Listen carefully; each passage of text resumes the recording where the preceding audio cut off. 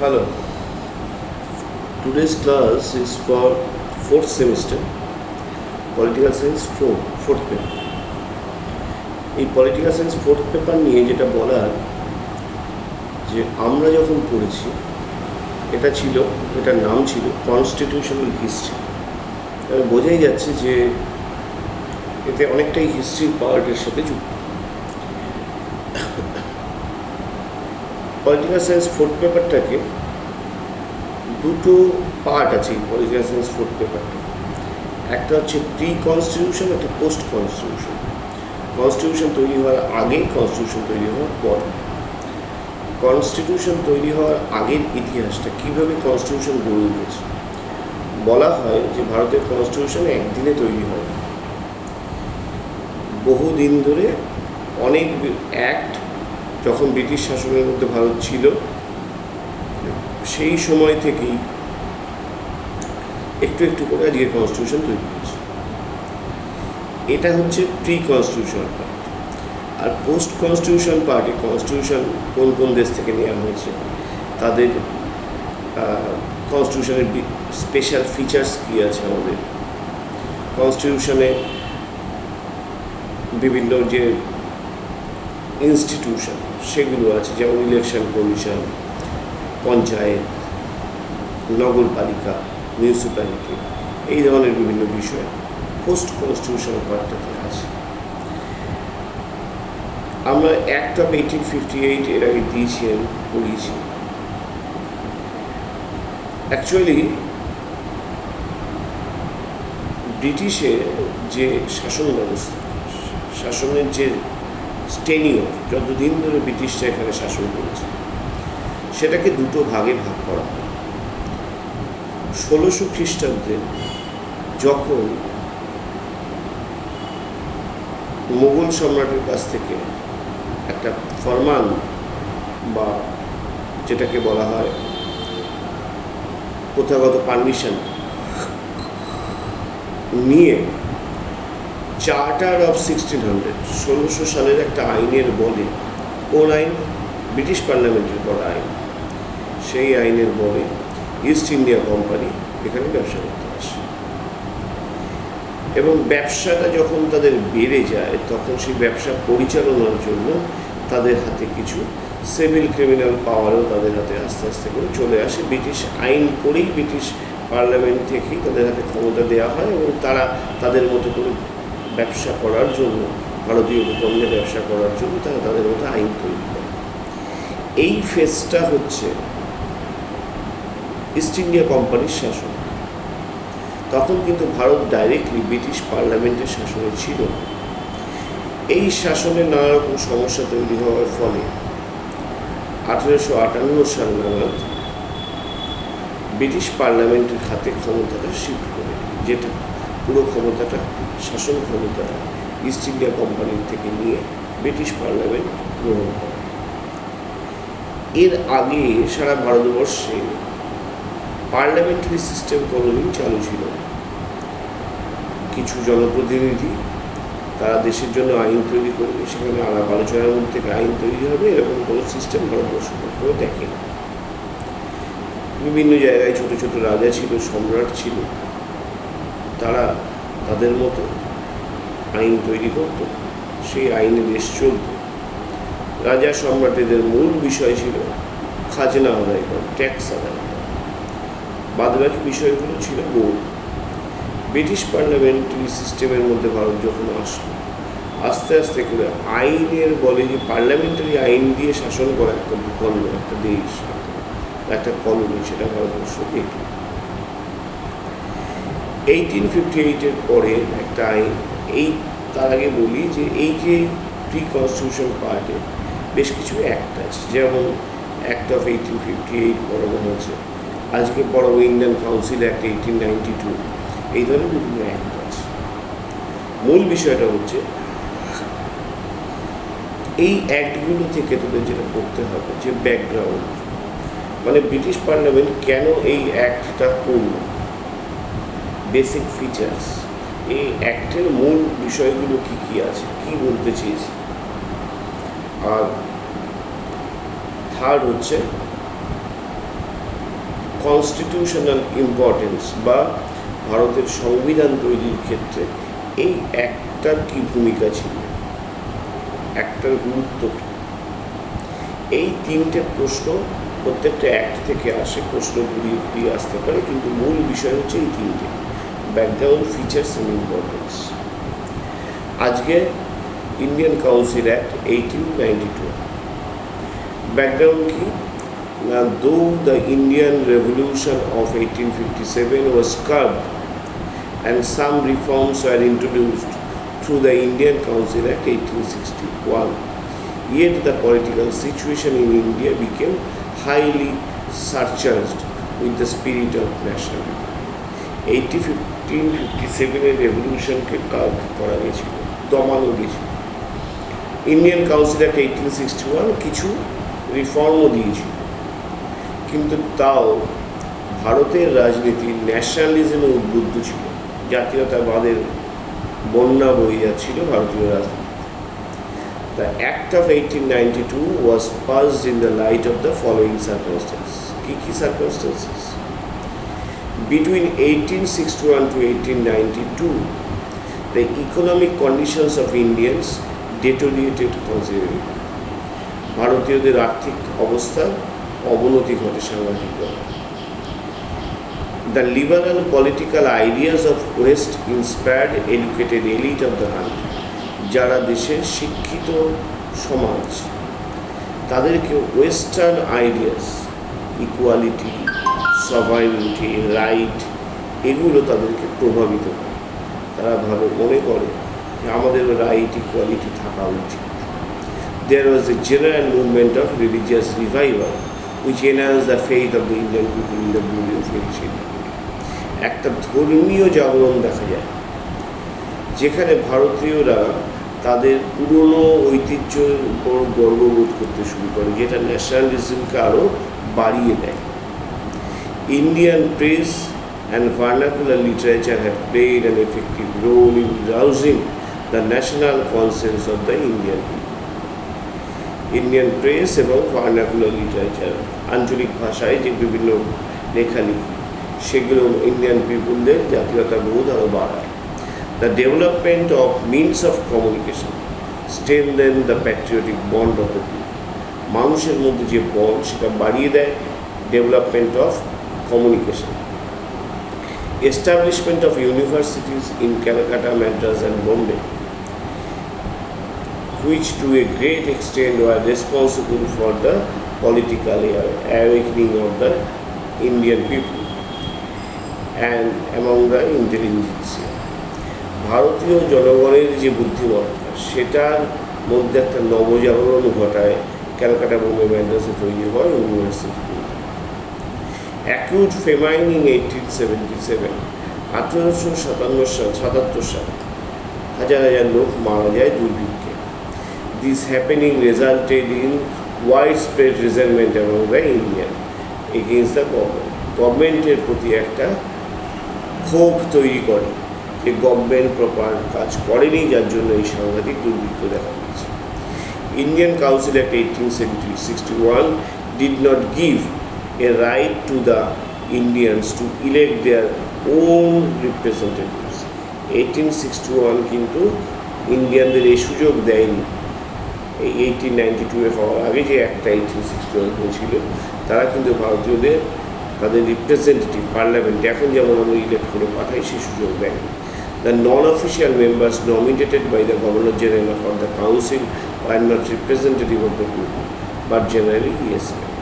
কিছু governor general 1861 কি ক্ষমতা দেয়, গভর্নর জেনারেল কিছু নন অফিসিয়াল মেম্বার, সাধারণ লোকের মধ্যে কিছু লোককে কাউন্সিলে, যেখানে আইন তৈরি হবে সেখানে পাঠানোর ব্যবস্থা করবে।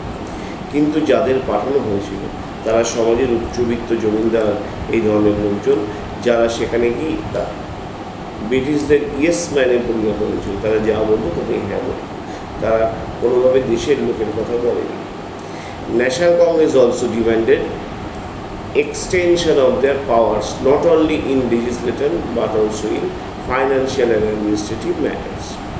ন্যাশনাল কংগ্রেস, ভারতের কংগ্রেস দল, তারা ডিমান্ড করেছিল এক্সটেনশন অফ দেয়ার পাওয়ার, তাদের ক্ষমতা বাড়াতে হবে লেজিসলেচারে শুধু নয়, আইন তৈরি করার ক্ষেত্রে শুধু নয়, ফাইন্যান্সিয়াল এবং অ্যাডমিনিস্ট্রেটিভ ম্যাটারেও তাদের মতামত থাকবে, কংগ্রেসের এটা দাবি ছিল। And the right to discuss the budget and to ask question, budget ডিসকাশনে তারা থাকবে এবং তাদের প্রশ্ন করার অধিকারও থাকবে। এই বিষয়গুলো যে ক্ষোভ ভারতীয় জনগণের মধ্যে তৈরি হলো, তার ফলে ব্রিটিশরা নতুন আইন তৈরি করতে বাধ্য হলো। নতুন আইনের নাম Indian council act 1892। Basic features কি? Indian council act 1892 gave the members right to ask questions on budget. বাজেটে কাউন্সিলের মেম্বাররা প্রশ্ন করার অধিকার পাবে বাজেটে বা ম্যাটার অফ পাবলিক ইন্টারেস্ট, যেগুলো দেশ জনগণের জন্য, সেখানে 6 দিনের নোটিশ দিয়ে। But no right to ask supplementary questions.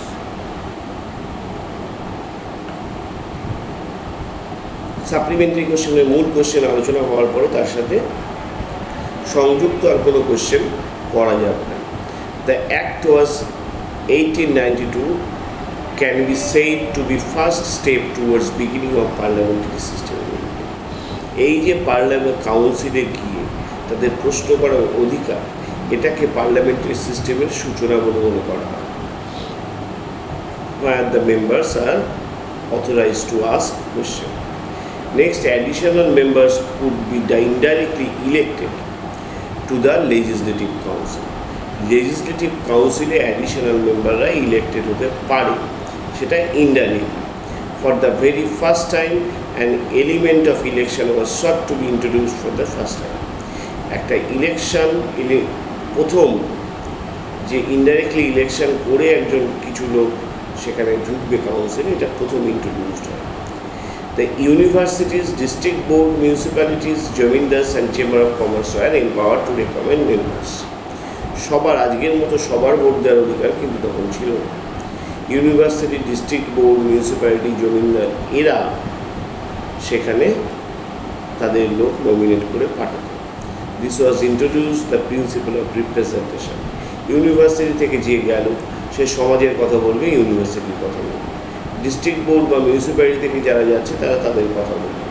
এই প্রিন্সিপাল অফ রিপ্রেজেন্টেশন পার্লামেন্টে বা কাউন্সিলে, এখানে যেটা কাউন্সিল, সেখানে জনগণের রিপ্রেজেন্টেশন পাঠানোর সূচনা হল।